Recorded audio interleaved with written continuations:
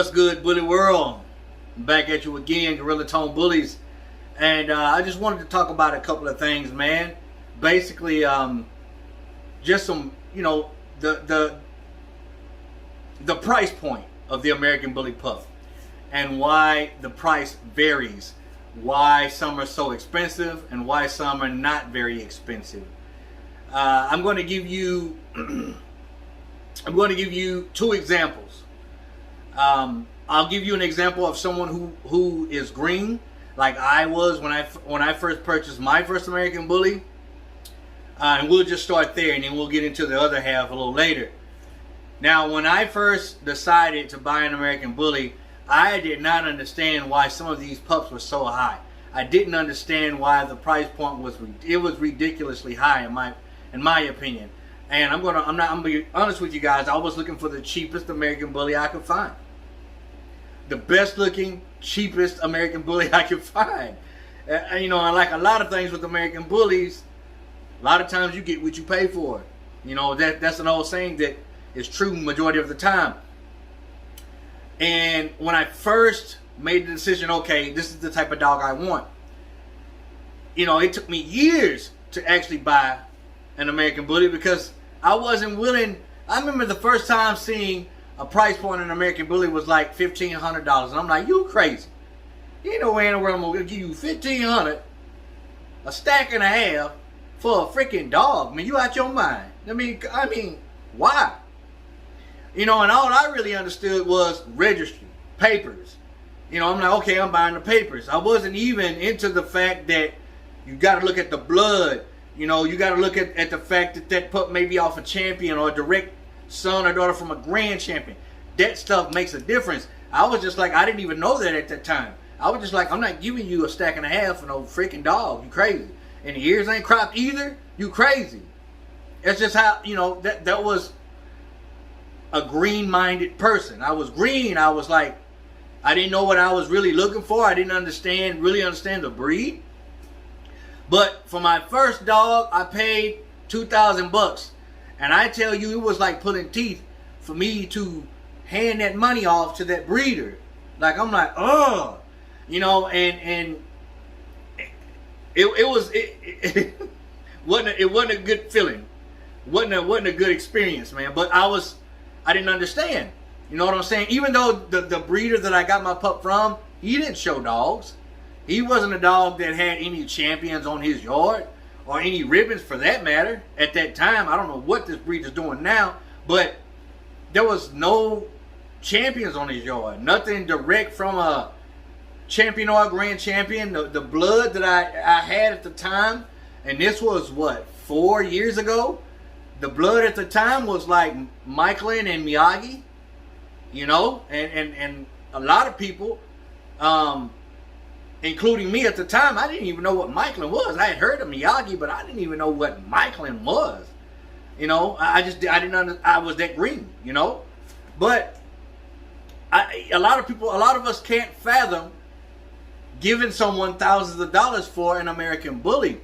Well, this is what you really should be looking at. People, we get mad at these prices sometimes, and you got to understand what this breeder's doing. If you have a breeder that has a champion or a grand champion on their yard, and they have direct sons and daughters, you're gonna pay.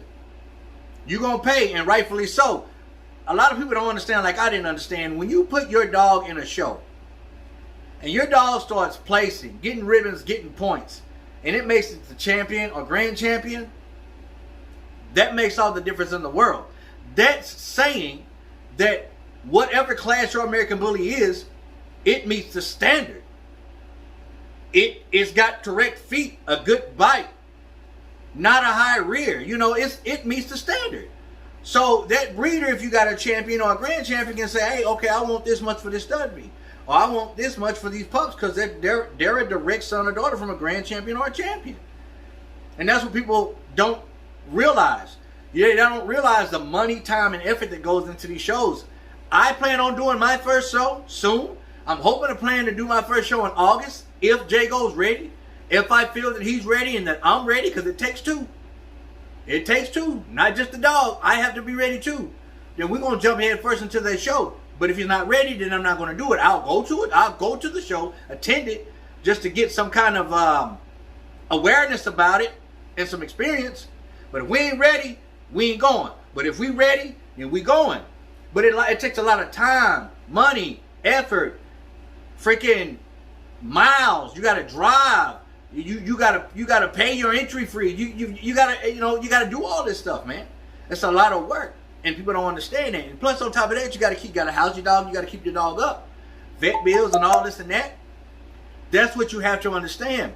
So when you see a pup that's $3,500, $4,000, you gotta look at the blood. You gotta look at the parents. If you see if it's a champion, and okay, cool. I can either buy it or not buy it.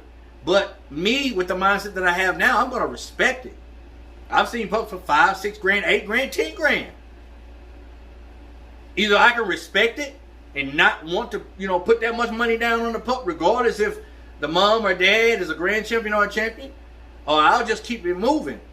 But for us that gets upset and don't understand it, that's because we have a lack of awareness about what it takes. You know what I'm saying? Just like I was. Like, bro, I ain't finna give you no $35,000, $4,000 for no dog when I'm first starting out. But you gotta go back, man, in the lineage. You understand what I'm saying? You gotta go back. You gotta see what's down there. Like with Jay, man, we got Magoo, Micro, Magoo, Chomper. Man, we got all kinds of good blood down there, man. And I'm leaving out a whole lot. And plus, Jay goes off a champion. He's a direct champion son. You dig what I'm saying? Brisket, prime choice. And from a beautiful, amazing, correct pocket female from Sellers American Bullies, Poison Ivy. So like, already I got a direct son from a champion. And a beautiful mother from SAB. You ought to see these dogs, man. They're amazing. So, I mean, that's the difference. To be honest with you, that is the difference between someone who's just breeding. Now, I'm not saying that someone breeding and don't have champions or grand champions on their yard doesn't mean that they don't have amazing bullies. There's bullies out there that ain't been in the show ring not once. They look just as good, in my opinion, than those bullies winning those championships and those grand championships. Amazing bullies out there who don't have no championship status at all. I'm not saying that. But the proof's in the pudding. What does that paper say? Does it just say share or dame, or does it say champion and grand champion? That's what makes the difference. That's why you see these price points so low and so high. Because when a person who's really putting in the work, going to these shows, doing exactly what they need to do no matter what, they know what their dog's worth. So they're going to charge that. And I ain't going to be mad at it, not anymore. Because it's my choice whether or not I want to spend that bread or not. But I'm never going to disrespect. Especially if you got a champion or a grand champion on your yard. Hey, if you got good looking bullies, period, I ain't going to disrespect. You charge what you want to charge. I'm going to charge what I want to charge. Should I get back into actually dropping litters? I did that. First out the gate, I did that. And I want to try something different now. I want to show. And I've been working hard with Jago, man. We work hard today. It's starting to get hot here in Texas. But that little something gun is ornery and he's stubborn.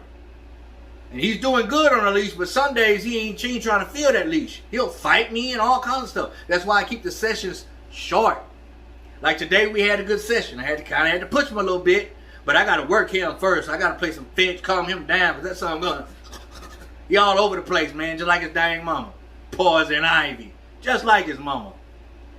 But for the most part, he's doing good. Now he's getting to the point to where I can stack him a little bit, and he won't move.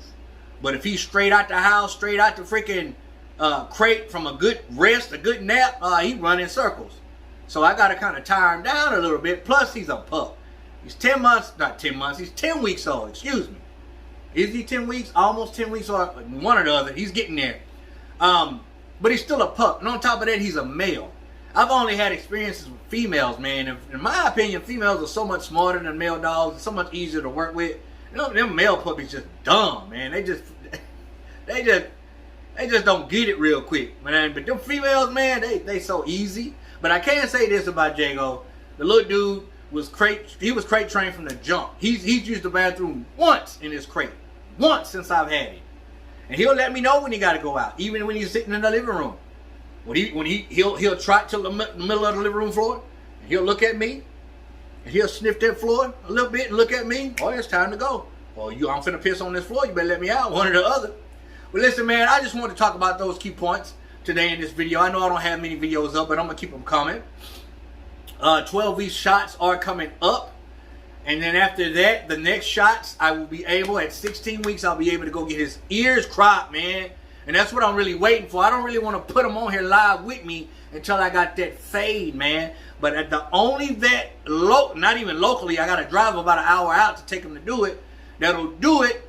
They won't do it until he's had his 12 week. And then 16 weeks, I can go in and get his fade, man. So, I mean, I'm a little upset about that, but what can I do? What can I do? So, I might end up showing him live with me before that. I'm trying to wait because I want y'all to see him with that fresh fade. And plus, he's getting a little bit bigger, man. I think he's going to be a little wider than what I expected, because when I pick him up, it's a different type of weight. He's like a dense like heavy. You know what I'm saying? So, I'm looking forward to the development, and I'm going to keep you guys posted. But that's all I want to talk about today, man. And I'm going to leave you with this. Respect all, fear none, God bless. Till the next time, man. We out of here. Peace out.